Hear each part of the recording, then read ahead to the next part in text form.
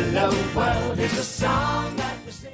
Welcome to the Pop Culture Preservation Society, the podcast for people born in the big wheel generation who thought that if you couple skated with someone, you would probably get married. We believe our Gen X childhoods gave us unforgettable songs, stories, characters, and images. And if we don't talk about them, they'll disappear, like Marshall, Will, and Holly on a routine expedition. And today, we're saving all those feelings and fears of our first real-life crushes with author and podcast host Kristin Nilsen, whose new middle grade novel, The Scott Fenwick Diaries, is inspired by her own childhood crush on a shiny-haired boy in her 5th grade class named, you guessed it, Scott Fenwick. I'm Carolyn. I'm Kristin. And I'm Michelle, and we are your pop culture preservationists. The Scott Fenwick theme with music. Okay. If someone asked you who your first crush was, most of us immediately reply with the name of a celebrity. For me, at age 4, it was Donny Osmond. Carolyn crushed first on Donny as well, and Kristin just knew she was the perfect partner at age 4 for Davy Jones. That's the height thing, I think, right? Oh, it was absolutely, yeah. And the accent, I Yeah. bet. Some of us even crushed first on cartoon characters, my husband. And we've already had several episodes dedicated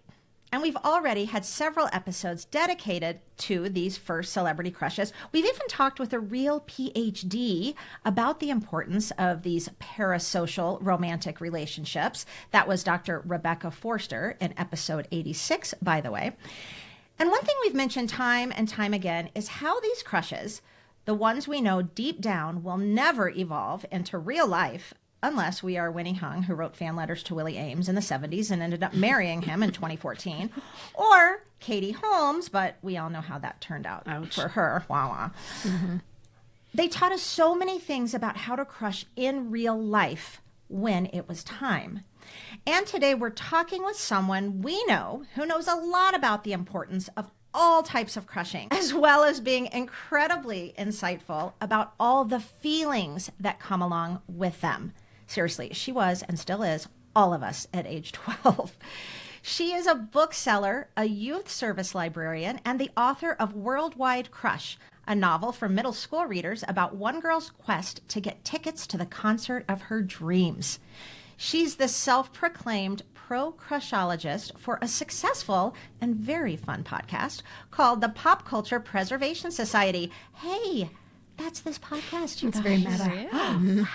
And she's here today, imagine that, to chat about her newest book, The Scott Fenwick Diaries, which is inspired by her own childhood real-life crush and is the follow-up to Worldwide Crush. Whew. That's a lot of crushes. That's a lot. Welcome to the podcast, Kristin Nilsen. Thank you for having me. Oh, thank you for taking time out to be here with us today. It's my pleasure. So grateful. Mm-hmm. Thank you for asking Oh my me. gosh. Can we please just start by showering you with praise Oh, please. for this latest novel? You guys, I read the second half while I was in the waiting room, waiting, as you do, for my husband to get his retina lasered at the eye doctor the other day. And I was chuckling out loud. And then I was crying and sniffling. And I was definitely getting the side eye from a lot of the old people in the waiting room. Or maybe that was just their wonky eyes because that's why they were there. I don't know. It is the eye doctor. At any rate, I feel like I immediately texted Kristin in our little group chat, and then I immediately had to go get these feelings down on in a review. And so I went to Goodreads, and I'm just going to read the review I left on Goodreads because otherwise I'm going to go on and on and on. Oh, I'm so excited And to hear Kristen's like, go ahead. Come on. just make it as long as you want. So this was what I left on Goodreads, and I will leave something like this on all the other platforms when I'm able to, because listeners, it's very important to leave reviews. I said, just as she did with her debut, Worldwide Crush, author Kristin Nilsen has wormed her way into my adolescent self and expressed all my fears, feelings, questions, longings, and roller coaster emotions. This time relating not to a celebrity crush, but to a real life one. I laughed out loud many, many times. I cringed, I cheered, and yes, I cried. Sure, it's a middle grade novel, but I dare any grown adult not to find the relatability and connection to their younger selves in the pages of this book. The Scott Fenwick Diaries is not just pure delight, but affirmation that none of us were alone, even though we were all so certain we were. Michelle, that's good. I just got goosebumps. It's all so true, though. And we're going thank to, you. listen, we're going to spend the next hour. I'm going to even go deeper into what I mean by all of that. But yeah. All the feelings. Ditto to everything you said, honestly. I'm glad you could say all that because I wasn't really sure I could conjure up the words, the right words at least, to describe how much I loved this book. Oh, thanks, Dare Caroline. I say, I mean, I loved Worldwide Crush, don't get me wrong. Yeah. This took me to another level, I've just got to say. It moved me in so many ways. And I was manalowed, Kristin, in a way that I didn't even realize was possible. So listen to this. I might just cry a little bit. I'm just going to cry a little bit. It's okay. And it's also, can we just say, we know how hard, because we've been along for this ride for the past several years, and we know how hard you've worked. So please cry. Take our adoration of this book, because it's also, we know the amount of work that went into it needed. too. Yeah. And so this is really the first time. I mean, people listening, you have to understand. I totally interrupted you, Caroline. I'm so sorry. That's okay. You have to understand this is the first time I've gotten feedback like this, right? This is the first time people have read it and I've heard from them at this very moment. So yeah, it's a little emotional. We're not really just people, though. Yeah, right. But we're also, just because we're your friends and your co-host does not mean that we are puffing you up inauthentically. This is from the heart, truly. And so while I was reading it, you guys, I am middle school Carolyn again. Okay, Kristin, I felt things deep in my bones that I am not sure I would have ever felt again if it wasn't for Millie, honestly. But you know what? At the same time, I'm also Carrie. I'm Millie's mom. I'm the mom of a middle schooler who tried to navigate those treacherous waters of parenting a pre-adolescent and not knowing what was right, what was wrong, making the mistakes, but all in the name of trying to be a good mom and figuring it all out. And you know what else? I am the Grandma Cheryl wannabe, okay? Cheryl is the kind of grandmother I want to be. Funny, understanding, truthful, and unabashedly herself. It was kind of an arc of life. Who I was, who I am, and who I want to be. And how often do we have the opportunity to feel all of that at once? Yeah, that's a really good point. Okay, that's very interesting to me because I think I told this story already on the podcast, but I'll tell it again. My son Liam finally read Worldwide Crush. He's not a big reader, so I had to make him do it. And you know, on the verge of Scott Fenwick coming out, I was like, dude, you have to be able to tell people what your mom does. And so he finally finishes and he calls me the minute that he's done. He says, Mom, are you the mom in this book? And because him reading it as my child, he picked up on the fact. He said, everything that woman said is something that you have said. And I said, well, yeah, I guess that I am, but I'm also Millie, but I'm also Grandma Cheryl. I'm all of the people. He's not wrong. I can't pull things up out of nowhere. And so for you to pick up on that too, that's meaningful to me because I feel like to write a book for middle grade readers, you have to include all the people in their life. Mm-hmm. They don't exist in a vacuum. They exist with teachers and friends and parents and grandparents and neighbors and all the kooky people around them. Mm-hmm. Mm-hmm. Yes. So and in this, I also like in Scott Fenwick Diaries how we also get Scott's mom. So we get even another mom's, you know, and she's also, I love also how parents in your books, much like in Judy Blume's books, are safe spaces. Right? They're even if the kids are frustrated with them or you know, they're embarrassing or dumb. But they're loving parents. They're doing their best. Mm-hmm. Yeah. They're trying because that's what I was doing. I was just doing my best and I was stepping in it all the time. And I don't think that it is, I wonder if I'll ever be able to do this again because it's just now that I'm realizing that I wrote these books primarily when Liam was in middle school or just on the verge of high school or going into high school. And I think that gave me a very special window into both my experience and what's happening in the moment, and being the mom of the middle schooler. All of it together was a cocktail that ended up in this book. And I wonder, what do I do now? Oh, I'm sure you can figure something out. Do not worry. And you know what else I loved about this book is that there were moments where I think Millie recognized, how do I want to say it? Like the love that her parents as well as Margot had for Scott. Like she saw these glimpses and realized like, oh, they have feelings about this too. Like it was just these little glimpses into these are people too who have complicated feelings about us growing up. And I thought that was really telling because, you know, you are embarrassed by your parents, and goodness knows Millie was a lot. But then you're also getting these little peeks as you're growing up and maturing into what your parents might be feeling. And I liked those moments. Yeah, because it's when they're being pushed away. It's hard to be a parent at that time. It's because you just love them so much. You think you're going to turn inside out, and they're pushing you away. And so in the moment where she's pushing her parents away, she can admit for just a fraction of a second, wow, she really loves me.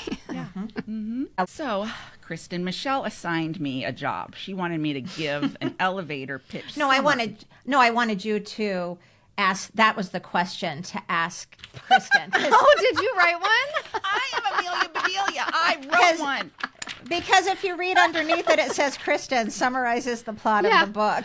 Well, yeah, I thought that was after I get. And yeah, why would I? Okay, well, I want to hear what you have to say though, and then I'll tell you what I think. Because that was the other joke. As I wrote on. I said, "How on earth can I do that?" I meant like that was your question to Kristin. I get that now. Well, so what I did was I wrote an acrostic because, you know, I thought maybe I would. Oh, my God. Oh, wait. I have to read your acrostic.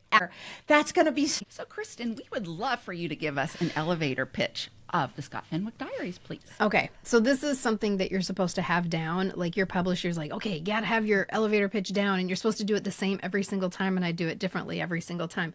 Maybe because it's about a lot of different things. I don't know. But just like Worldwide Crush was inspired by my childhood crush on Sean Cassidy, the Scott Fenwick Diaries is inspired by a crush that really saved me. A real life crush that I really needed after moving away, starting a new school, and really not feeling like anyone really got me in this new school. But this shiny haired boy who sat in front of me in my new school, he had these most beautiful, luscious eyelashes. And I got a peek at them every time he turned around to pass papers behind, right? The teacher would pass out papers from the front of the room, and then you pass them to the person behind you. And sometimes you would pass them just over your shoulder, but sometimes you would turn around and hand it to her. And each time I would be like, oh, please just turn around. Please just turn around. So I could get just a peek at his shiny flop of hair and his beautiful eyelashes. It was an important diversion for me, so that I could think about other feelings instead of just sadness of being in this new school where nobody knew me. Scott Fenwick was his actual name, and the fictionalized character of Scott Fenwick comes directly from my daydreams about the real Scott Fenwick in 1979. So yeah, there is no real Scott Fenwick in the book. It all comes from, the made-up place in my brain. So the premise of the Scott Fenwick Diaries begins when Millie receives a note in social studies class for the first time in her life from a boy, and she has no idea what to do. What is her response? What is supposed to happen here? She's never even considered that someone would like her and send her a note. So she's kind of paralyzed, but she's also excited, and she's also smitten. And the story that unfolds is inspired by my own profound cluelessness in 7th grade about how to do anything at all about your crush. Some people appeared to know exactly what to do. I did not, and neither does Millie. And so she relies on a cast of characters to help her analyze and decipher and make plans, because crushes in 7th grade are not done alone. These are not solitary activities. Right. These are group projects. So her cast of characters includes her best friend Shauna, who relies heavily on information from her magic 8-ball. Her neighbor Tibbs, who lives behind Scott and took care of his cat last spring break, and very importantly, goes to Hebrew school with him. So she has a special relationship / inside information that could help Millie. So like I said, this is a group project. And along the way, there are obstacles, mostly in the form of Millie's mom's obsession with the sound of music and her great-grandma Phyllis's very naughty, very unfiltered behavior that threatens to embarrass Millie and ruin everything. Because in 7th grade, you really think that one embarrassing moment will tank everything and you'll have to switch schools. So I'm not sure that gave you any of the plot, but it certainly tells you what happens and who's involved. Yeah, no, I think you did a great job setting it up. And I'm going to add a little bit to that. So I thought that I would channel my inner Millie, because Millie loves to do something in her journal. You might remember this from Worldwide Crush. She loves acrostics. And I, too, love acrostics because they give me kind of a format to get my thoughts down. Otherwise, again, imagine this, listeners, my thoughts are all over the place. They're chaotic. So it's nice to have a little bit of a form to kind of stick to. And just to remind people, an acrostic is when you take a word and you write it down the side of your paper, like vertically, and then you write something using the letter from each one of the letters of that word. Did I say that correctly? Does that make sense? Yeah, you did. Yes. Okay. So the word I chose is a word you're probably going to hear me say a lot during our conversation today, because it truly is a word that describes how this book affected me. The word is magical. Okay. Aww. So here we're going. Oh, sorry. Okay. So here we go.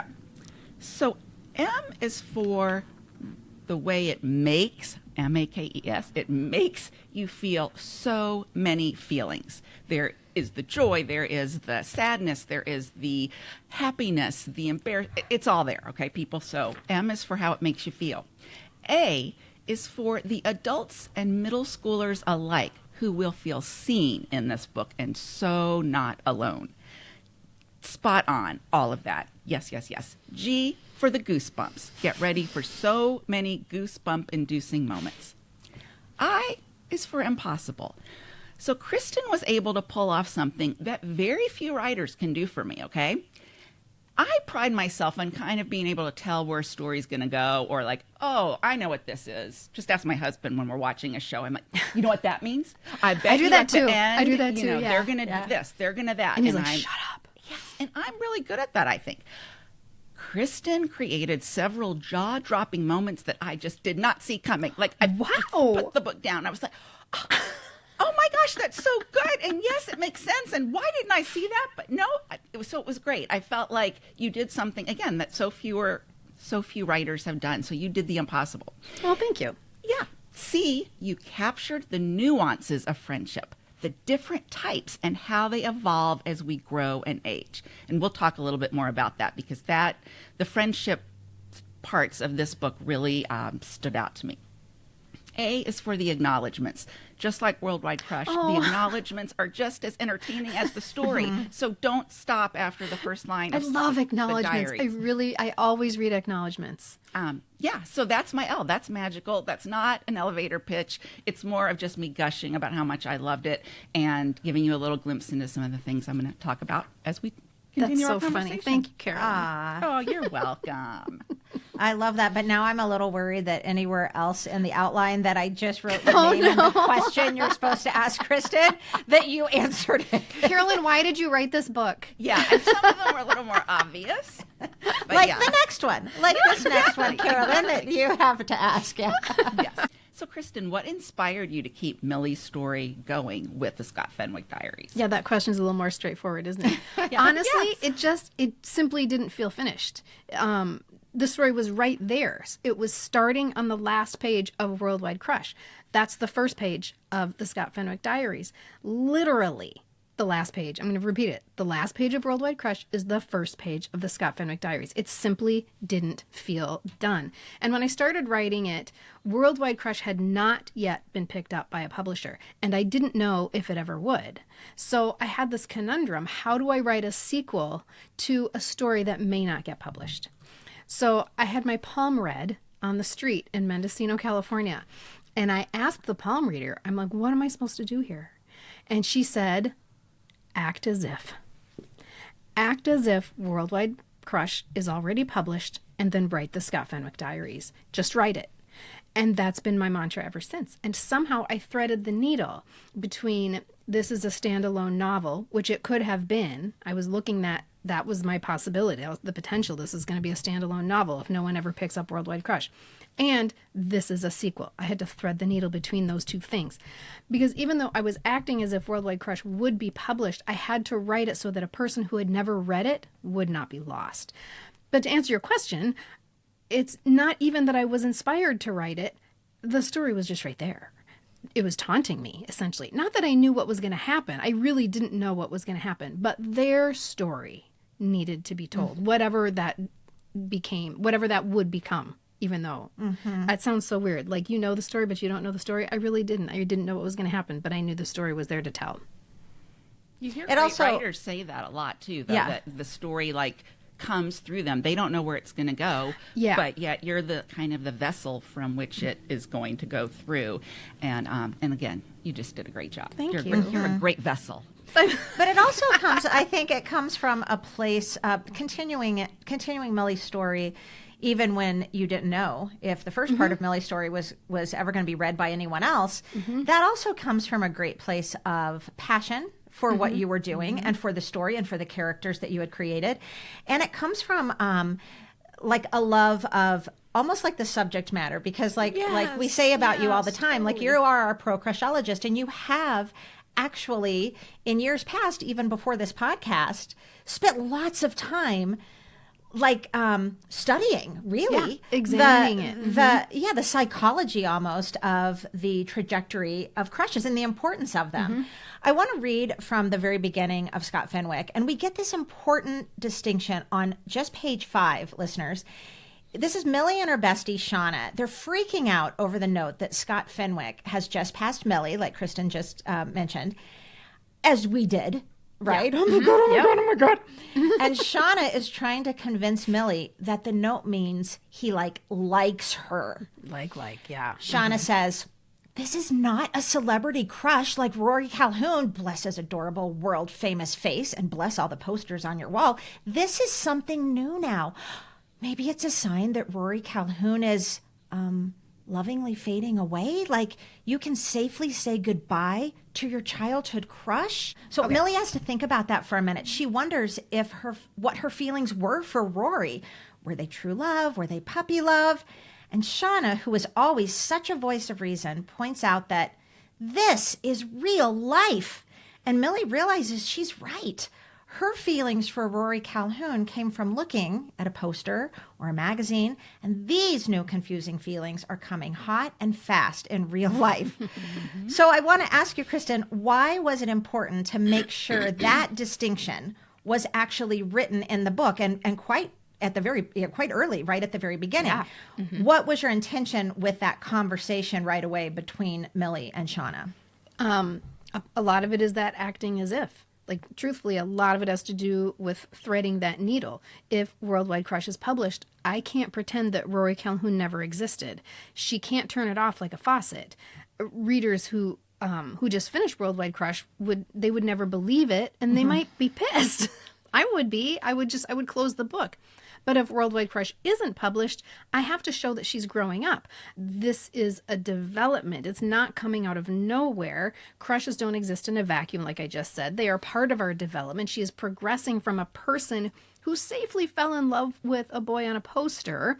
So this is less a story about a relationship between two people, Scott and Millie, than it is about Millie's growing up journey. When she was in love with Rory Calhoun, she always knew what to do in her quote unquote relationship. Right. Right? There are no wrong answers. Well, it's like you just said, she was safely crushing. She was very safely crushing on him. He's never going to break up with her because he's a poster boyfriend.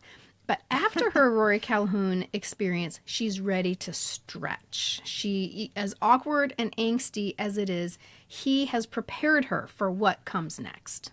Yeah. And don't you feel too that well, I know you feel, but it's illustrated so well because we all felt it. You feel like your heart is ready, or you think you're ready to stretch, but then when it actually comes down and the note gets placed on your desk, you panic and you're like, but am I?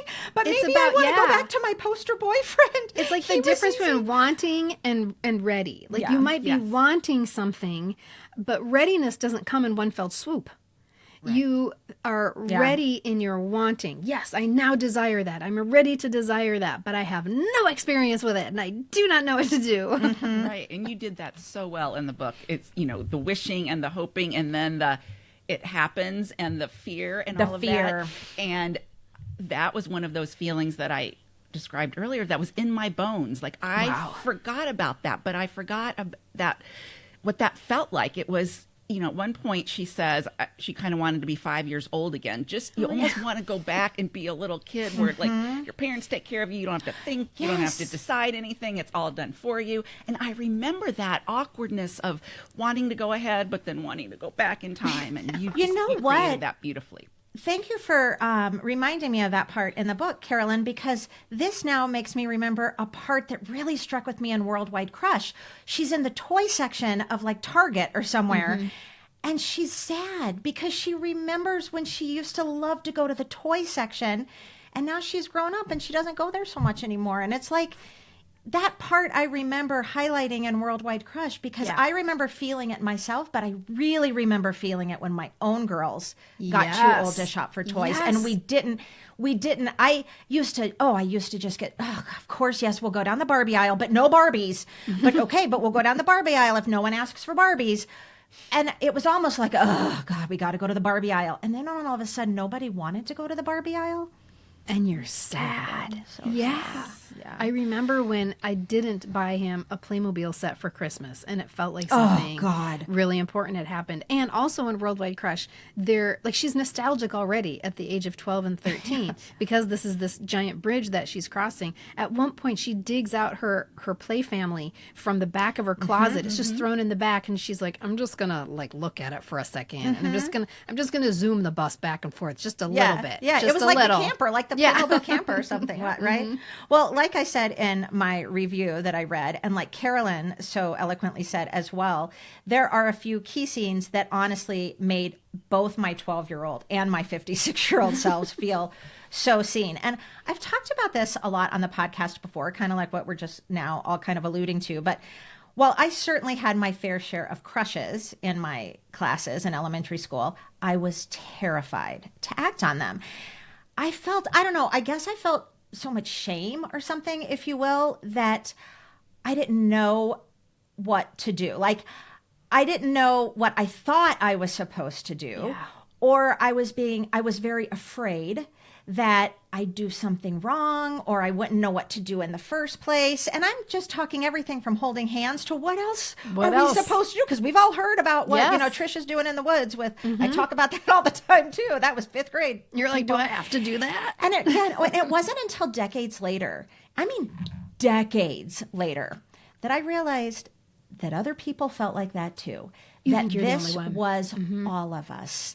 And I'm not kidding you guys. I was probably in my 40s when that shame just popped like a bubble over my head. And that we all are on our own timeline. Because again, I was terrified at, 7th, 8th grade. And then I didn't even really have a real boyfriend or go out on real dates where, you were doing real stuff until I was even in like my, right when, like the summer before I went to college even. And so I had a lot of shame in that. And it's all on your own timeline. Like it doesn't matter. And in the book, you do such a great job of illustrating Millie's feelings of this very same inadequacy, that feeling of, insecurity. that does make us all feel very seen when we're reading the book. There are several places where this is done so well, but this is a spoiler-free zone, people. We don't want to give anything away because we really do want you to go buy this and read this book, no matter how old you are. But I do want to read this passage about French kissing on page 207. That's so great. I open my laptop and search how to French kiss. First of all, can you imagine if we would have had Google? Oh, it would have saved me. Oh my. Really? I don't know. I think I would have been like Peter Brady, and I would have been like diagnosing myself, and then I would have been like all the more scared when I read what French kissing was. Well, is it called anacordesia? Yeah. This does kind of happen to Millie, actually. Okay. Yeah, that's true. I don't even know how to American kiss. How am I supposed to fully understand French kissing? On TV, it looks like picking up your lips and putting them back down over and over again. But I need to know what's going on inside their mouths. The Google starts playing a kissing video at full volume. Frank! And I slam my laptop shut. Carefully, I open it a tiny crack, reaching in to lower the sound with an old Barbie arm that fell off. Can you picture that? The little Barbie arm. Oh, God. And then this is what she finds out. French kissing is a passionate gesture of romance where people kiss using their tongues. Yes, I know. But how? It says use your tongue. Yes, but how? Stroke their lower lip with your thumb. What? And keep your slightly open mouth close to theirs so you can breathe in and out together.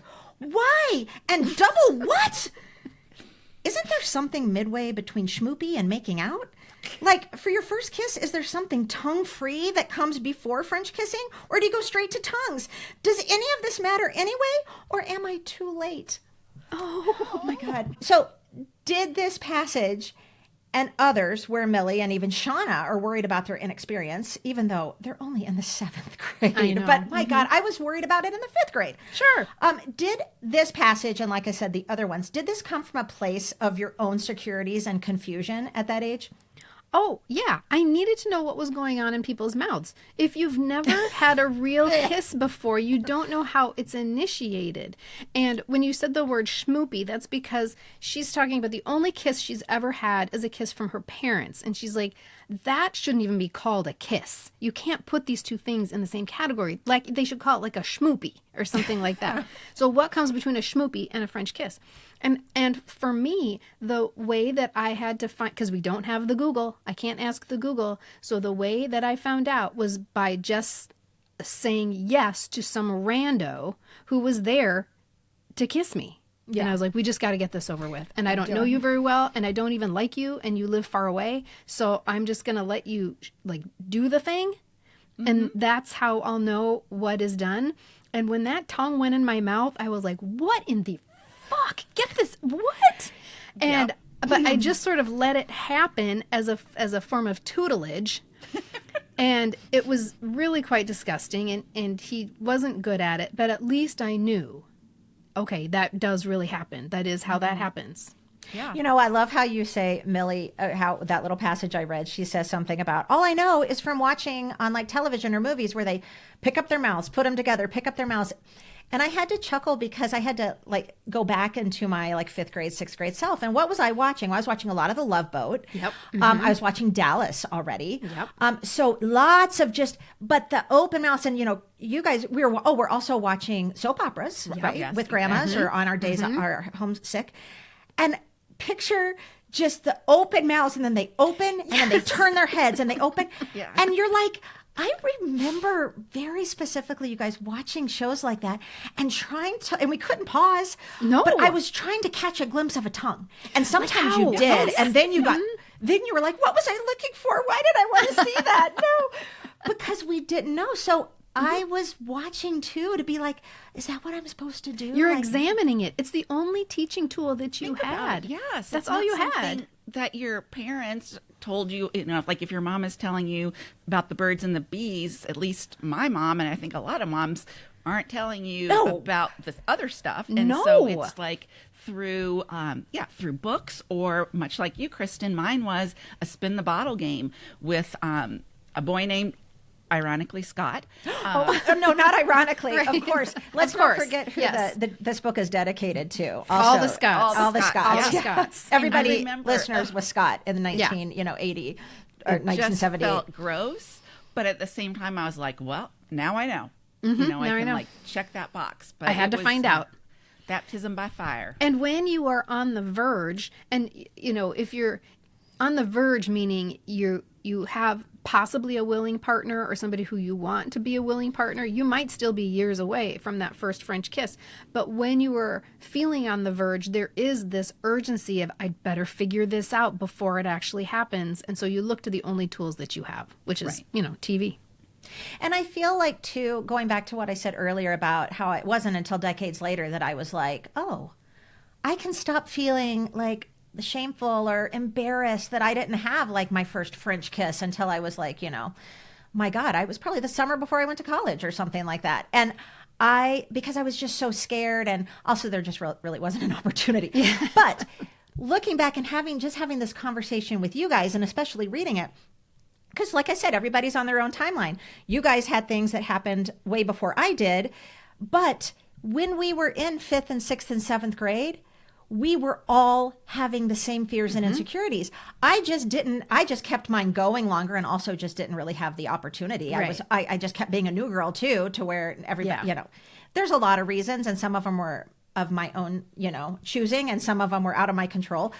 But I feel like just now knowing, like, I'm almost surprised talking to you guys still to this day that you guys are saying, I didn't know either. Like, when I was you reading think this, I was like, everyone else has it oh my figured God, out. Kristen did. Yeah, everybody else was Trisha going into the woods. Yeah. And To your point, kind of, Michelle, the way I felt reading this and feeling so seen was the difference between like the crush, and you kind of have it. I don't want to call it the pursuit, but it's like this anticipation. It's so fun and exciting. And then kind of when it's reciprocated and you've kind of gotten to that finish line, for lack of a better word, that you've been striving for, and then you're like, I don't think I want to be at this finish. Yes. It's like, I want it, but I don't want it. And I thought for sure this was one of those feelings in my bones that I thought nobody else felt that way. Like, Yes. people would be so excited that their crush finally liked them. Nobody would be like, now have this trepidation. And my gosh, Millie had it. And I was like, well, then that means Kristen had it because Millie had right, it. because it's almost like a be careful what you wish for That's right. situation. Yes, exactly. I'm here now. Well, what do I do now? Right, I exactly. got exactly what I wanted. Wasn't this what I wanted? Right, exactly. And I love, I don't want to give anything away. So, okay. Well, my first crush in real life was in the 5th grade on a boy who I have an on-again, off-again crush with for the entirety of my stint in Ridgefield, Washington, which was, and actually even a little bit after, because we wrote letters back and forth. But, and this is someone who my best friend, Lisa, ended up marrying. They're divorced now, and it's a friendly divorce. But like, he was at my wedding, and when they were first married, and Brian and I were first married, we would go with our older daughter when she was a baby, because their first son, they're like 3-4 months apart. So we would go to Washington and stay with them and visit with them. So it's really weird that he was my first crush, and then he ended up being like a part of my adult life as well, and a very big part of my best friend Lisa's. Yeah. But anyway, in 5th grade, I was the new girl, like you said, Kristen, you were. And on day one, I instantly thought he was cute. And I'll never forget my mom. She was picking me up from school, I don't know, maybe a few weeks after the beginning of the school year. And she asked how my day was. And I was like, ugh, Peter Van Tilburg wouldn't stop hitting me over the head with his lunchbox. And she immediately went, ooh, sounds like he has a crush on you. And I was mortified, but I was elated that that she got that.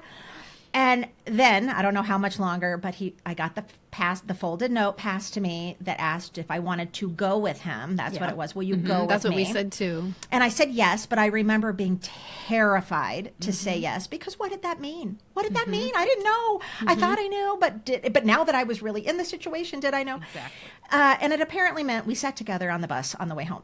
And we would talk and we would laugh. And it wasn't like we sat there quietly. Like, we turned around, we were talking to my friend Kristen, and it was always very much like Peter and Michelle are sitting together. But I can remember so clearly that almost adrenaline rush every time I'd get on the school bus of being so excited, but also so scared. Like, was he going to hold my hand? Because he would also, even in 5th grade, make like, not like sex jokes. Let's not be, but like jokes about kissing or jokes. Oh, maybe I'll kiss you when the bus driver turns around, you know, that kind of stuff. He was very like more advanced, right? And so, but then that would terrible. Is he going to kiss me on the bus in front of everybody? Like, I don't know if I want that. And I don't know. So that's why the Scott Fenwick Diaries, I was just like, yes, yes, yes.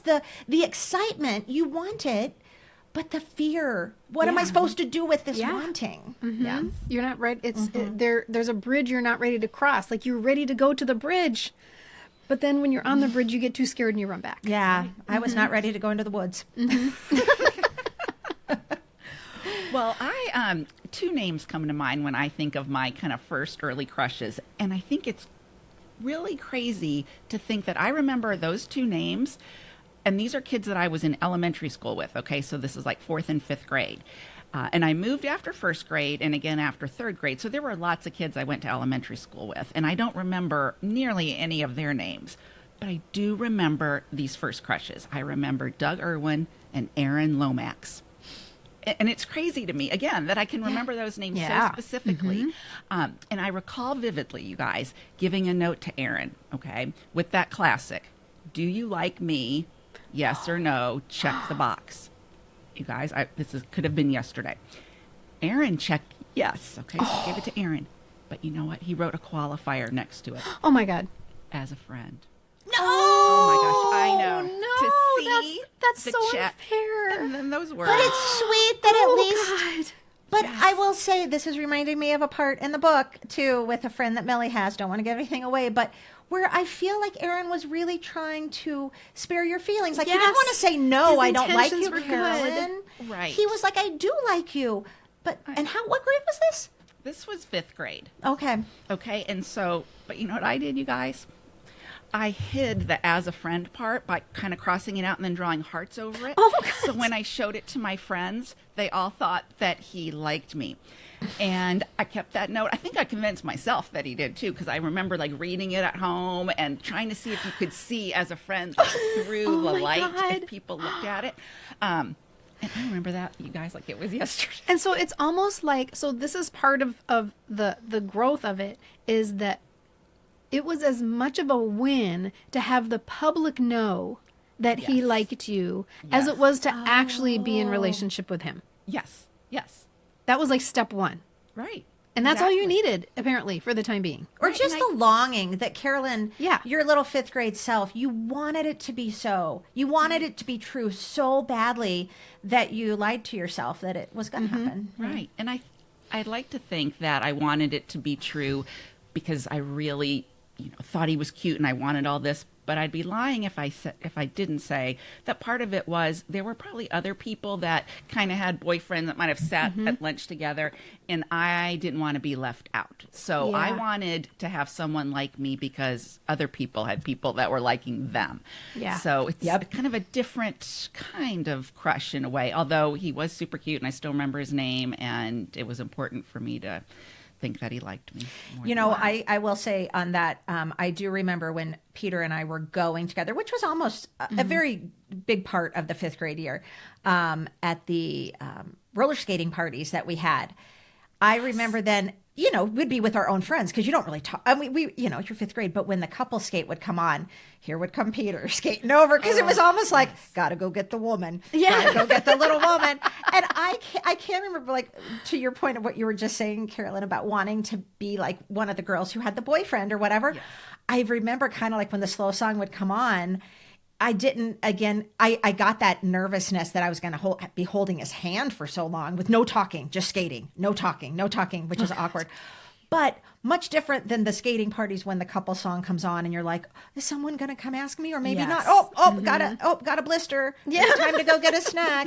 So tying your skates. You're like down tying your skates so it doesn't look like you care.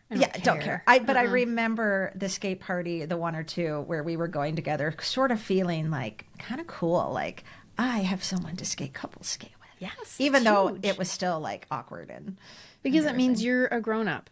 and the person who doesn't have anybody asking them is not yet a grown-up, and we all want to be a grown-up. Yeah. Everybody wants to be a grown-up. And there are a couple of places in the book that I wrote that I made up, and only after the fact did I connect it to something real, as if my subconscious was writing it. One, actually, I think we'll talk about it later. I actually confirmed it in my diary. Whew, that was weird.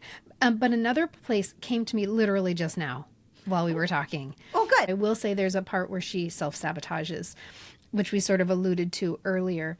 And I made it all up, except now I remember that it came from my first experience of somebody asking me to go roller skating. And it was a public affair.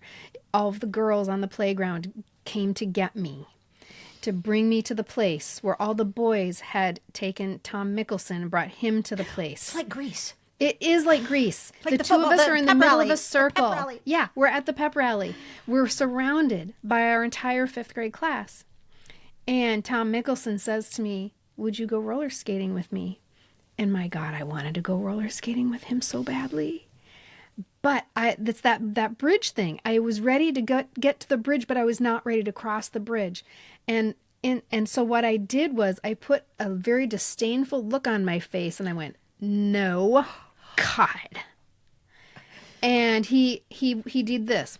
He snapped his fingers like, "Aw, shucks." Oh, the saving face. Yeah, he was saving face. And then the crowd dispersed, and I immediately felt such incredible remorse.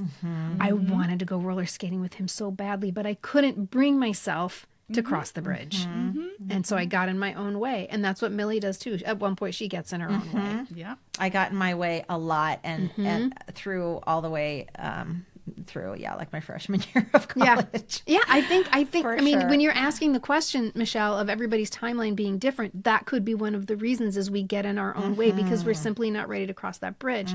Now, contrast that to my first real life crush, which was in kindergarten, when I had so much agency that I just went up to Jeffrey Hudgens and I told him he was my boyfriend, and he believed me. He's like, "Well, okay, I guess I'm your boyfriend." And when I was out of school for a couple of weeks because I had my tonsils out, my mom gets a phone call, and it's Jeffrey Hudgens' mom. And Jeffrey Hudgens would like to bring me flowers. And so she instructs me to go out on the front step and wait for Jeffrey Hudgens. And I remember what I was wearing and everything. I was wearing my blue overalls with bumblebees on that my mom had made. And because I picked it out because Jeffrey Hudgens was coming over. And I will never forget his car pulling into the driveway, and the car door opens and he pops out of the car and he's carrying a bouquet of tissue paper flowers that he had made. Oh, that's so sweet. And he brings them to me, and he just holds them out, and I take them. There were no words exchanged. Not one where he just turns right around, gets back in the car, and they drive away. And that was it.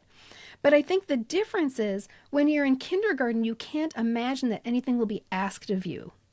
And so you're just willing to go for it. You're my boyfriend. But in 5th grade, you know something comes next. Yeah, see, then you start to know stuff. I know in kindergarten, Jack, he was my boyfriend, and I, every day at recess, Jack had me and like some other girls. We chased him, but then he didn't know how to tie his shoes. So when his shoestrings would come untied, he would say, time out, and he would turn around and put his shoe out, and whichever one of us he picked to come tie his shoe was like, and he used to pick me to tie his shoe. And so I was like, well, he's my boyfriend. Jack's my boyfriend. And I think it was just like, in my head, it was just like, well, assumed. Like, Yeah.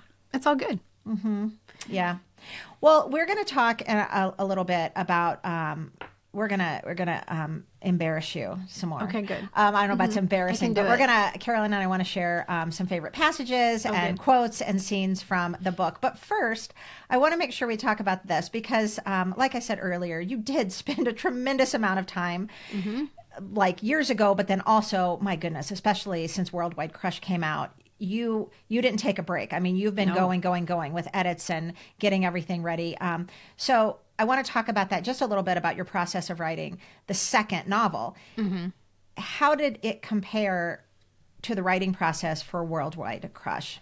Well, and this is all a very important distinction because what listeners have to understand is that there are 3 people in this podcast, but one of them can only show up like with half of her brain because the other half of her brain is writing a book or promoting a book or something like that. And Carol and Michelle have been so incredibly gracious by saying, we'll pick up the slack.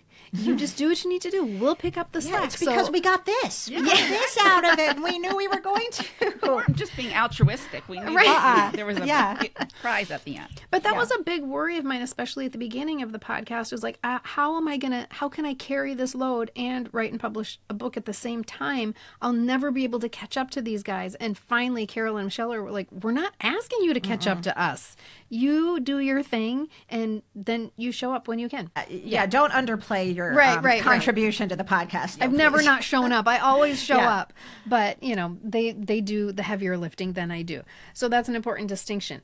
So how did writing the second one compare to writing the first one? It went much, much faster by years. Even though I changed the storyline a bajillion times, the drafting process was decreased by years. And that's because Worldwide Crush was like reinventing the wheel constantly. I wrote that book by instinct and trial and error. And I was able to avoid a lot of that same tinkering with the Scott Fenwick Diaries because I had done it before. But then when it got hard, as it always does, I started to get squirrely, and I was making myself so busy that I couldn't work on it in a meaningful way. And I was procrastinating. I was avoiding. I was in such consternation. I was so overscheduled. I was so busy, and I just sort of combusted one day when I'm like, what are you doing? You are overwhelmed. And you're not doing the thing that you really want to do. What are you avoiding? Because I knew that this novel was better than Worldwide Crush. I felt that what I had done already was a better novel than Worldwide Crush, and I wasn't going to let myself weasel out of it. So I quit everything. I was a huge quitter. I had all sorts of obligations where I just went, I'm sorry, I'm not showing up anymore.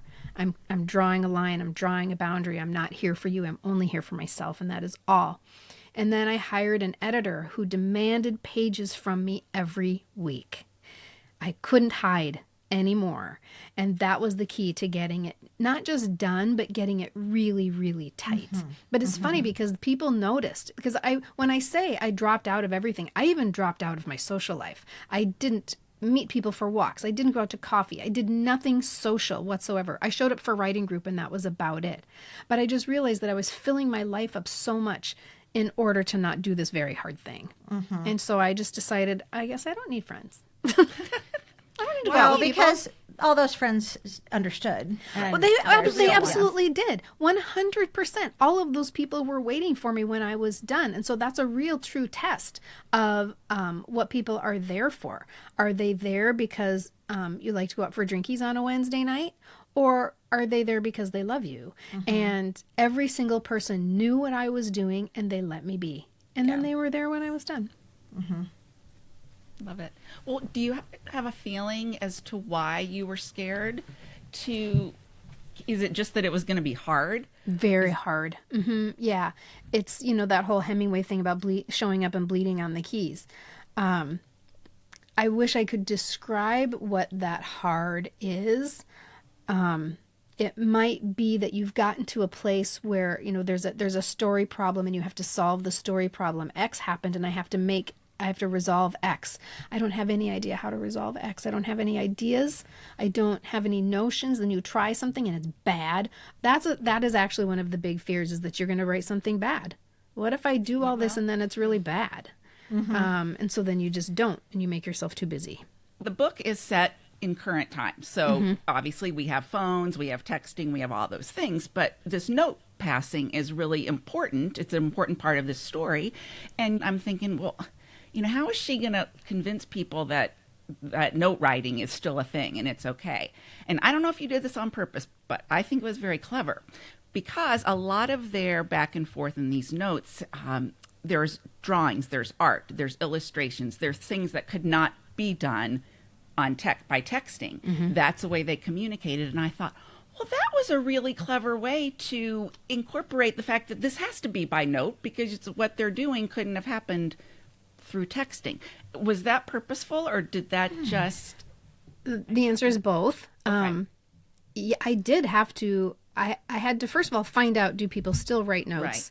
Right. And then I had to also justify why they were writing notes. And a lot of this is wishful thinking, because I knew I was writing a story that came from another time, but I was putting it in the current time. Right.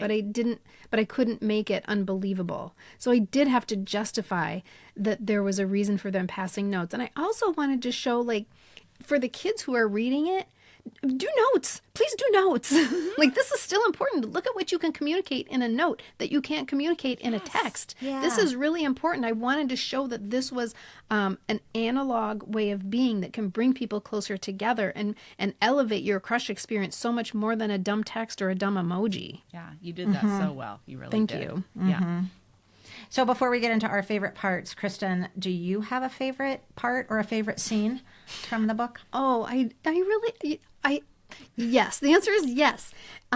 So I had to read this book so many times just in the course of like proofreading, like in the pre-publication process. And I was so overjoyed that every time I read it, I loved it. Every time I read it, I was like, oh God, this is like exactly what I want to read. Who wrote this? Yes, who is this genius? But you know, they always say, write the book that you want to read. And that's what I did. I'm not saying that it's going to be everybody else's favorite book, but I did write the book for me, the reader who I was and am. And so I'm really pleased with myself about that. And so I have a few scenes that are really important to me. The first one is right at the very beginning of the book, and it is kind of how I began this whole process. Of course, the first page came from the last page of Worldwide Crush, but then the very next scene is where Millie and her mom have to take her great-grandma Phyllis, who is Grandma Cheryl's mom, great-grandma Phyllis, to Target to go grocery shopping. And it turns into a complete and utter debacle that includes chasing great-grandma Phyllis on her senior scooter through Target. And that all came from a story that was planted in my head decades ago, when a neighbor of mine was complaining to my mom about bringing her mom to the grocery store. And when they get there, she's like, well, what do you want? Well, what she wants is Little Debbie's. And my mom's friend was like, no, I mean like deodorant. Like, no, we're not here for Little Debbie's. We're here for important things. And the grandma's like, well, I want Little Debbie's. That's where this entire scene came from. They're chasing Grandma Phyllis through the Target because she has only put Little Debbie's in her cart. And she's off to the checkout. And they're just chasing after her. That's one of my favorites. And it's right at the beginning of the book. I also love the bar mitzvah scene. Scott's bar mitzvah, because I think it is classic 7th grade shenanigans. Yep. They were the teenagers band together and they ditch the party and they go to do naughty things. And by naughty things, I'm not saying like they're going to make out in the closet or anything. But of course, that's what Millie is worried about. Like, oh no, what's going to happen here? Yep. But they are just being silly and bouncing off the walls and drinking communion grape juice. And this is where Millie really gets her first opportunity to be with Scott for real outside of school. So I love that one. And then there's one scene that I think is one of the most important scenes in the book, which takes place in a stairwell at school. And this is what I was talking about before when I said I wrote a scene thinking I had made it all up. And then much later, like this happened just in the last few months, and I would have written this maybe 3 years ago. I'm reading through my diary from 5th grade, and I read a diary entry that stops me cold. Because in the stairwell scene, in the Scott Fenwick Diaries, Scott Fenwick takes her shoe. And I was just thinking that this is something that it's sort of like the pulling the pigtails thing. It's like a form of intimacy, but it's not scary. And it means that he likes her and he's not doing it in a way that is taunting or anything. It's just something that they're giggling over.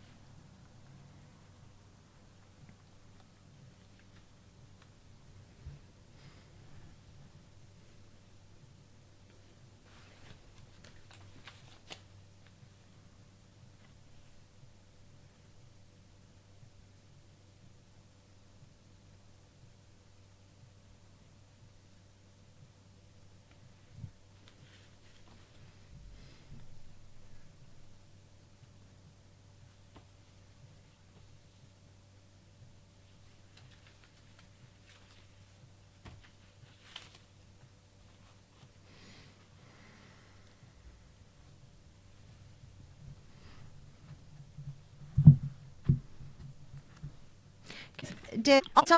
So for listeners, I just had to run downstairs and grab my diary so that I could actually read this to you. So just to reiterate, there's a very important scene where Molly, who the hell's Molly? Where Millie and Scott are in the stairwell, and she's kind of wondering, is this a date? Is this our first date? And he does this very cute thing where he kind of takes her shoe. Just a few months ago, so years after I've written that passage, which I thought came out of my own imagination, I find my 5th grade diary. And so I'm going to read this entry that I found to you. This is November 17th, 1979. Dear Diary, it's been a while, hasn't it? Tonight we went to see The Music Man at Anoka Senior High. Scott Fenwick was there too, and I think he likes me. He kept on coming up to us and talking to us. That's Amy F. and me. And he saw that I didn't have any shoes on. So he went and he stole one of them. Now I think he's cute. Dad says we look good together. Oh my gosh. I know. And then there's a shoe scene. Yes. That I thought I made up. This just tells you why we're doing this podcast and why people listen to it, because our memories are in there whether we are conscious of them or not. Right. Exactly. And that's what your book did for me. I mean, it brought back not even just memories, but the feeling. Like you were so good at describing how Millie was feeling that I was like, yes, I remember feeling that too. Aww. But I wouldn't have remembered I felt that until I experienced it again through Millie. And it was so familiar. Yeah. It was right there. Yeah. Well, besides being, relatable to all of us, this book is hilarious. Like, laugh out loud many, many, many times the whole way through it. And one of the things that cracked me up in Worldwide Crush, but I feel like you did it way more in the Scott Fenwick Diaries, is the expressions that Millie comes up with, and she uses, or her mom used, mostly Millie, but they change all the time. So funny. So besides gob and Schmidt and double Schmidt and frigging Schmidt, which we're familiar with from Worldwide Crush, we got some new ones, and maybe they were in Worldwide Crush and it's just been a while. But this is just this is not even a comprehensive list, listeners. But things like horror, sweet Cheez-Its, end of days, crumb, good gravy, dear sweet baby Jesus, God bless America. Holy Hannah! Cheese balls! Cram it! This is my favorite, though. All at once. At one point, she's thinking in her head, Schmidt! Excrement! Feces! And then it says, in my head, I scream every bad word I know. Where does those come from? Is that just something funny? Or when you were a kid, did you do things like cheese balls? Holy Hannah! It comes from a couple of places. So Millie has a lot of feelings, but she's a good girl. She does not use bad language. She doesn't want to use bad language. As Grandma Cheryl says, kids who swear are like kids who don't wash their hands after they poop. And so that's important to her, but she also has a lot of things that she needs to express. So my grandma had a lot of expressions that she threw out. It was like she had a new one all the time. There were only a few that she repeated. She repeated Holy Christmas all the time, which I'm sure is in there. Oh, good gravy. She did a lot. Good gravy. Holy cats. She did Holy Cats. Oh, Holy Cats was in there. Holy Cats was in there. And Millie has just a little bit of grandma in her. Just like Carolyn's alter ego is Carol, and I carried an Agatha Christie novel with me when I was in 7th grade. Yeah. She has just a little bit of old lady in her. But then also, when I met Mike, he would come out with these old man sayings all the time. like God bless America, or fudge jumbles. All the time. Schmidt comes from Mike. He actually says Schmidt all the time, still to this day. And he would act like they were commonplace. Like everyone goes, sassafras. Like, who doesn't say that? I also like when Millie starts learning about Judaism and she's studying, which is actually, you have a nice little primer in the book for people who might not know, but she realizes you can't say the word God. It's like G and then a little dash and then D. So then for a few pages after that, instead of gob, she says God, but it's written, but she's not saying it. She's thinking G dash D. Dash D. Yeah. And she'll actually say out loud G dash D. Yeah, that's right. G dash D. Because she's a good girl. Right. She has a lot to and say. she also she wants to convert to Judaism. Well, because Scott is Jewish, yeah. Correct. Yes. Mhm. She wants to go to Hebrew school. Really, all she wants is to go to the bar mitzvah. That's all she wants. That's all. But she thinks that's her path there. Yeah, that is right. and then Scott's mom has to set her straight. Like, you don't just like become Jewish. That's just it's not how it works, sweetheart. But we have a fun time trying. Yeah. I also think you guys keep talking about Grandma Cheryl, who was, I think, my favorite character in Worldwide Crush, and how you guys strive to be Grandma Cheryl. Yeah. In this book, Grandma Phyllis was so hilarious. I actually think all three of us are going to, like it or not, end up as Grandma Phyllis, who has no filter and just clueless, but she's just doing whatever the hell she wants, whenever she wants, and calling everybody by their wrong names and whatever. I'm like, you know what? I'll be Grandma Phyllis probably. And you know what? God willing, right? Or G-D willing. That's right. Yeah. Grandma Phyllis doesn't give a fig. No, she's just busy. What is she doing? She's doing yoga. Or she's watching yoga. She likes to watch yoga on the iPad. But the way she says it, the first time you think she's actually doing yoga. So she's either like, when I'm finished with my yoga, I think is what she says. And then you find out, no, she's not doing like seated yoga. She's actually just watching it. Also, Grandma Phyllis, listeners, Grandma Phyllis is in feuds with like everybody in her nursing home. They're all like her mortal enemy. We're not speaking. No. All the time we're not speaking. Which I got to tell you, my mom isn't in a place quite like that. But those people, they get in lots of fights. Yeah. Like it's almost like they're back to being middle schoolers or something. And like, I'm not talking to this person today. And then I'll talk to my mom like a couple weeks later and she's like, well, Mary Sue and I, we were out at happy hour. And I was like, I thought you weren't talking to Mary Sue. Yes. Oh my God. It's okay. Like I had to let that go. So it was. I love those parts where she was not speaking. It's living in close proximity. I think also it's a little bit of boredom, and they like to make a little bit of drama. And so most she's not speaking to a lot of people, but most importantly, she's not speaking to Rhoda Perpich, and that's very problematic because they share a People magazine subscription. And that is important. That's everybody. really It's gonna important. be That's very all important. I'm going to say. Yeah. Very important. So many scenes, as I have said before, and those of you watching on video will see my book is just filled with sticky notes because that's how many times I thought, I want to remember this. I want to ask Kristin about it. If I asked her about every single thing I have a sticky note next to, we'd be here until 2026. So I'm not going to do that. I'm just going to choose a few. So one of the qualities, I guess, that Millie has that you described so well and that I could relate to so well was kind of the stories that Millie would tell herself. If this happens, then this is going to happen, then this is going to happen. It was like this spiral, and it was so fast. And I was there in a second. For instance, she is embarrassed. Hold on, let me see where this was. She's afraid that her social studies teacher is going to take her note away. And so she is like picturing what's going to happen if this happens. Like if she gets caught, she'll get caught with the note. If she gets caught with the note. And she said, there's no stopping the redness of my face now. It's on fire and pulsates like the thumping in my chest. I'm trapped in a cage of humiliation. How will I get up and leave this room? How will I walk the halls again? How will I come back tomorrow? How will I come back here tomorrow? I may have to switch schools. I can go to the Catholic school with my neighbor Tibbs, and we can carpool so my mom doesn't have to drive me. I'll have to wear that long plaid skirt uniform thing, but Tibbs does and makes it look okay.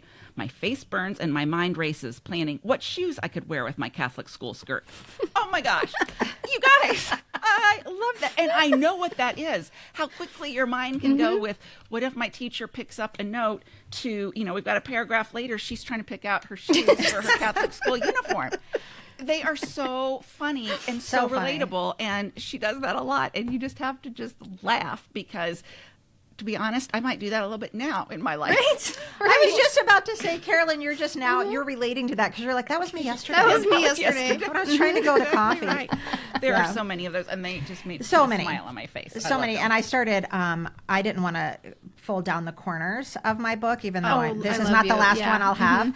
But I started putting my little flags, and I was like, well, pretty soon every page is going to be flagged. So I just want to point out, listeners and readers of Scott Fenwick, and I'm not going to go into this, but there is something between her dog and an orange bucket that just makes me laugh so hard because an orange Home Depot bucket. But I have to read you this because we all obviously we don't want to give a lot away, but Kristin, good gravy. Where does this come from?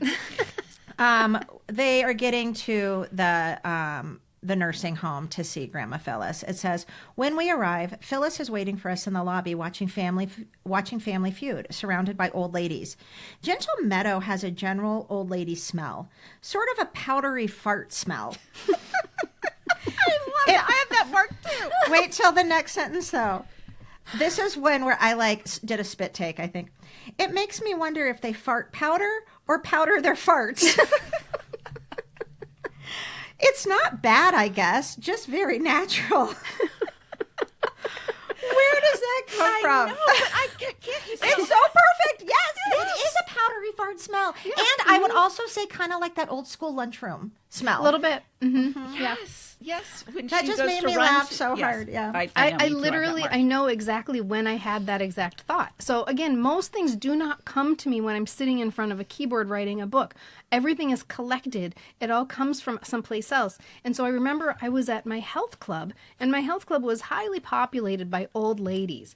And I remember one day there was a woman walking around in a Norwegian sweater and nothing else. Like no bottoms.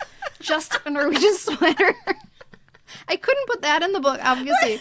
But I remember I was in the stall. I was in the bathroom stall, and there was that very familiar smell. And I was like, it's not a bad smell. It's just an old lady smell.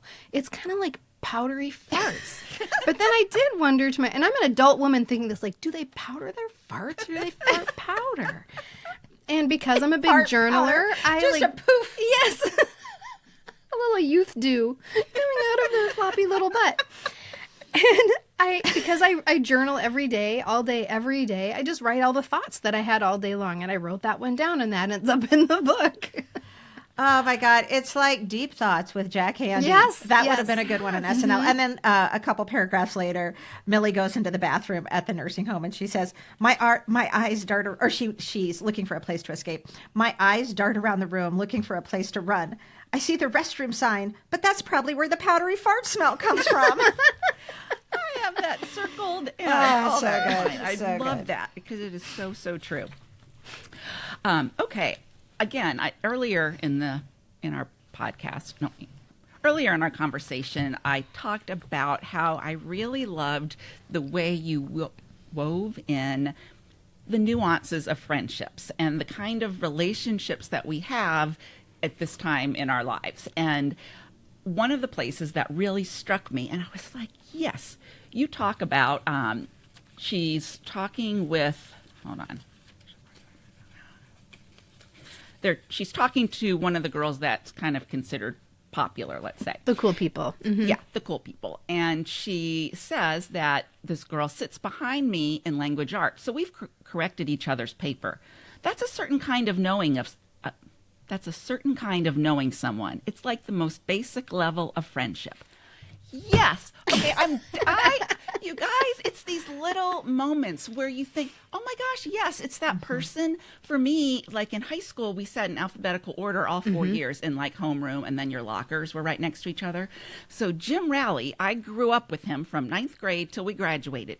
Were we the best of friends, like outside? I mean, we were social, but I knew Jim Rowley in a way that I didn't know anyone else. And it's a unique kind of friendship, but it's a friendship nonetheless. It's a relationship. It is something that it's not very deep, but there is an intimacy there. Like if you're correcting somebody's paper, you know what kind of speller they are. Yes. You know if they're a smarty or if they're struggling. So there is, there's a knowledge that goes between the two of you, and you may not ever speak of it, and it may not go beyond that classroom, but it's a friendship. Mm-hmm. Exactly. Mm-hmm. And those kind of relationships, whether it's that level of friendship or even Grandma Phyllis's level of friendship and the people that she's mad at, or great Grandma Phyllis. And then you learn about different kinds of friends that Millie has, or thinks that they're not her friends, but then they step up to the plate and you're like, oh my gosh, I never knew this group of people cared about me like they do. So it doesn't always have to be the best friend, which of course she has in Shauna and we love. And then we've got a little bit of triangular friendship where there's a third person that comes Tibbs into the comes in. picture. Tibbs, yeah. Tibbs Yeah. comes in, and you remember that. And then, of course, what happens to friendships when there's a boy all of a sudden, and how those friendships evolve and how you get through that. And so there was so much of that I loved, and it was so organic. It wasn't like you were trying to teach us a lesson or anything like that. I loved how Millie learned those things throughout the Really, it's just like, it's just being able to take your adult self, your 57-year-old self, and survey the land of 7th grade, because now you can look at it and see what it was, and you can see all the landmines. You can see where your friendships were tested because you liked the same boy. Yeah. Or you can see where your friendship was tested because a third person has been entered into the relationship. And this is for the first time we're having trouble with our friends. We're having hiccups with our friends. When you're little, friends just come and go, and if you have a fight, it's probably a physical fight, and then you play the next day. Right. But in 7th grade, we're having relationship issues with our friends because of new things that are being thrown at us and new feelings. And it's only being able to look at it from above like this and being able to see how that operated and how that was important. And something we touched on earlier about the friendships, and how you said when you were giving your little elevator pitch about how there has to be this whole cast of characters, because this doesn't happen. All of these feelings, many of them happen when you're by yourself in your room with your notebook, but a lot of them don't. And I just, like I said earlier too, I love how the adults in their lives are supportive, even if they're like, God, gob, friggin' Schmidt, Mom. But there's something that I just wanted to read to you. But actually, I want to do this last. Okay. So, Carolyn, do you still have something? Okay. I'm just gonna, just for time wise, since we have talked about a lot of funny stuff. I want to cut to this part. Okay. When you're done with your funny parts, Carolyn. Okay. Yeah, just a few other moments where I just laughed out loud, kind of. And I guess I want to ask you a question too about this. So. Part of the story includes a family talent show that you're going to be in at the local middle school. Yeah. Millie doesn't want to do this talent show, and her mom is very insistent. And at one point, mom was like, you have to, because in the program, it's going to say the Jackson 5. I loved it. The Jackson 5. Of course, Yeah. their name is Jackson. So when did you think that was going to work? Had you had that the whole time, that Millie's last name was Jackson? Did you know that at one point? They would be the Jackson 5. Yeah. Actually, the whole talent show portion came from Worldwide Crush and had to be cut. Oh, okay. And so I just picked it up, and I had to figure out how to deliver it in the Scott Fenwick Diaries. Her name was Jackson. That just came to me. Now I know why. But it's not an interesting reason why, but it just is. But I didn't plan on using Jackson 5 until the talent show came around. And so she's like, we can't be the Jackson 4. You have to participate so we can be the Jackson 5. Also, you're the only one that goes to this school. Yes, so you're we're the going to look one. a little Right. odd if We're going to look strange. So funny. And let me just say, I'm learning this for the first time, that the talent show scene was originally in Worldwide Crush. It is an integral part of this. It's like it wasn't meant to be in Worldwide Crush at all. I mean, that's crazy. There's so much that, and that's one reason I say this is a better book, because Worldwide Crush was so stuffed full with so many different stories. And so people were just like, take this out, take this out, take this out. But they were precious stories to me. I had crafted them so carefully, and I couldn't just let them die. And so I need to find a way to incorporate it into Scott Fenwick. And it becomes, a pivotal point of the whole story. Yeah. I loved it. And it comes from, I should say, there's an important part of that scene. So their family talent is her mom's obsession with the sound of music, and there's choreography involved, and it's just horrifying, and it's mortifying, and she's like, caps. the whole thing. She's like, Mom, you are the sound of music person, not me. But her mom just keeps insisting that they'll have fun. You're gonna have fun. You're gonna love it. She's like, no, I'm not. And so there comes a moment where she changes her mind at the last minute. She's like, I'm not going out there. And the music has started. And so her mom starts herding her, like not like HERD, like a sheep. Yes. She's like herding her out onto the stage. This comes from an actual incident in which my whole family was auditioning for a community theater production, except me. I didn't want to. It was not my thing. Go ahead, you guys have your thing. But my mom had this fantasy of the whole family being in this theater production. And so when it's my turn to audition, I simply don't move. I'm like, no, I told you I'm not doing it. I am 7th grade, by the way. It's not a coincidence. And she she shepherds me like a sheep until we're like going around each other and people are watching us. Like we're right in front of the piano, I'm like dodging her. And she's like and she's pretending the whole time that it's like a happy family. Like she's just nudging me. Look, go ahead, stand by the piano. And I eventually like ran behind the piano and ran out the door. And my mom stood there empty-handed, like, I guess it'll be the Nilsen 4. Oh, my God. Love it. Mm-hmm. I don't think it can be overemphasized how relatable the theme of this book is. And Kristin said earlier, these first real life crushes, these childhood crushes, they don't happen by themselves. Certainly a lot of it does when you're alone in your bedroom with your notebook or whatever, and your pillow or your poster, but everybody's a part of it because it's so all consuming for you. Yeah. And I, like I said too, I just love how the adults are so supportive and they are a safe space. And I don't think anything is going to get this point across as much as this passage between Millie and her grandma. So she's worried about everything we've just been talking about that we've all been worried about. And the grandma leans forward, it says, she leans forward, searching for my face. Millie, you have every right to be afraid. This is a dangerous time for you. Oh, my stars, chock full of landmines that will blow your damn head off every 5 minutes. And if you want to duck for a while longer, that's okay. There's no law that says you have to do this right now. If you don't want to kiss anyone until you're 30, so what? You'll probably have a lot of cool adventures until then, like climbing mountains and riding elephants. It's your schedule, Millie, not his. You get to decide. But what if, I start to say, everyone else is doing it?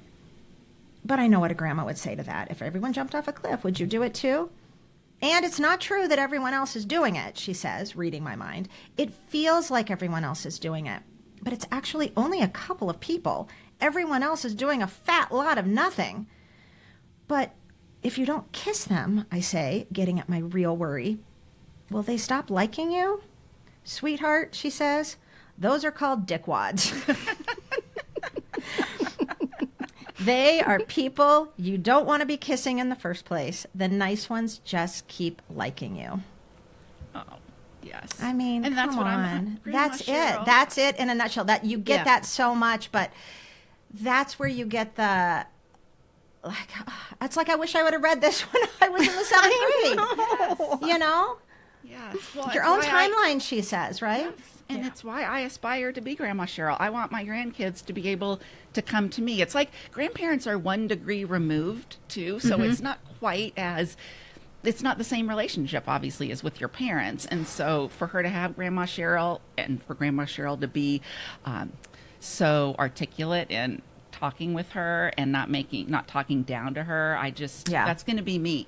I'm going to be the Grandma Cheryl. She's setting the intention right Well, now. and right after that, it says she rolls off the beanbag on all fours to get up. And I just had to laugh because I've seen Kristin get out of a beanbag that way. I had the same scene.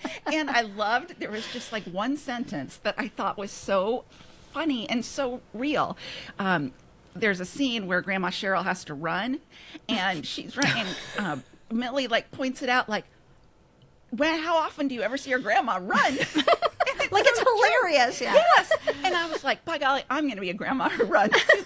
I never saw my grandparents and any of my grandmothers run. Grandmas don't run. Well, Grandma Cheryl does. And by golly, I'm going to run. So funny. Too. So funny. I love that. So tell everyone, Kristin, all the things, how they can pre-order, where, and why reviews are so important. So the Scott Fenwick Diaries is available wherever you buy books, whether it's in-store or online, starting July 22nd. And if you go in a store and you don't see it, feel free to ask for it. They actually like it when you do that. That's very helpful to me, too. You can always order any book from any bookstore. Just because you don't see it on the shelf doesn't mean that it's not available to you. And it helps booksellers become aware of me. And maybe they'll, look up my reviews and then they'll order my books. So that's very helpful. And if you would like a book signed by me, sent to you, you can order from the bookstore where I work, which is called Big Hill Books in Minneapolis. You can use an Eventbrite link that is in my link tree and on my website, and I think it's in our PCPS link tree too, isn't it? It's in all the things, yes. And if you read the Scott Fenwick Diaries, please know how important it is to authors that you share what you think. This is the only way that other people buy books. The number one reason that people buy a book is because a friend recommended it to them. The second most important thing that makes people buy a book is reviews. When they see a review online or on social media, that's the second most important way that makes people buy a book. Okay, so where can you leave a review? On online retailers, on Goodreads, but especially on the online retailers, the more reviews you have, the more the algorithm shows your book to other people. So that's really important. The number of reviews is really important. The other thing is that when people are shopping online, they look to see how many reviews a book has. If it has a lot, they're like, oh, this must be very good. That's true. So I gotta chalk up as many reviews as I can. Here's one more thing you can do.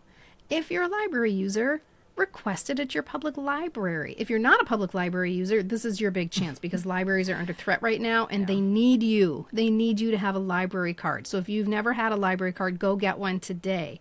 The more people they have with library cards, the more support they get. Even if it's just emotional support, it makes them feel really good. But every library has a way for you to request a book. If you want them to buy a book, you just have to find the place on their website that says request a book. Well, Kristin, thank you so much for joining us today and for the magic that you have created on those pages of the Scott Fenwick Diaries. We are so grateful to be beneficiaries of, as I like to say, your wizardry way with words, because that's truly what it is. Oh, it's thank like you. You're an alchemist with the way you just mix the right words at the right time and those moments that you create. It just makes a memorable story, and we are grateful.